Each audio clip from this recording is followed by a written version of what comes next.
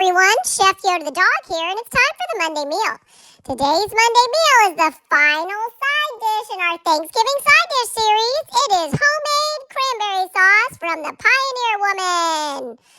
So, we're going to put a link to the original recipe in the description box below. You're going to really like this one. It's very, very good.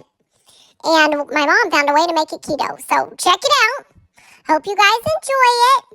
If you like this video, please give it a thumbs up. And if you haven't done so already, please subscribe to our channel. We would really appreciate it. Happy Thanksgiving, everyone. Chef Yoda the dog, out. All right, everybody. Happy Monday. As Yoda said, this is our last Thanksgiving side dish in our Thanksgiving side dish series.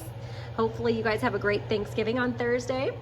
But this one is homemade cranberry sauce. And it's pretty easy, and I am allergic to citrus, so I can't have orange anything. So this is one that I have found that I can make substitutions and it'll work for me. So this is 2 bags of Ocean Spray's organic fresh cranberries that I've run under cold water and then put into our sauce pot here. It says like 12 ounces. I think these two together are 16 ounces, but it's what they had, so it's what I got.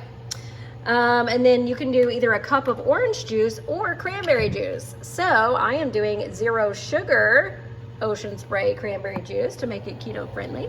So there's a cup of that in there. Then it says a cup of real maple syrup. I'm also doing a keto friendly L'Encanto syrup. I got this from Walmart.com. But it is a maple syrup with actual maple syrup in it, but monk fruit to flavor it. So you see there's only 2 net carbs in there. So you need a cup of that as well in here. And then it says 2 tablespoons of lemon zest, or actually it says orange zest. I can't have that, so we're using apple cider vinegar for our acid, and we use 2 tablespoons of that instead.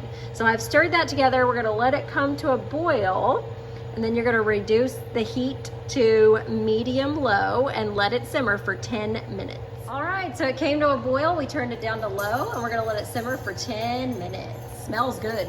Okay, here is the finished product. It's been 10 minutes and it smells and tastes delicious. So this was easy. Give it a try. Happy Monday and happy Thanksgiving. Bye.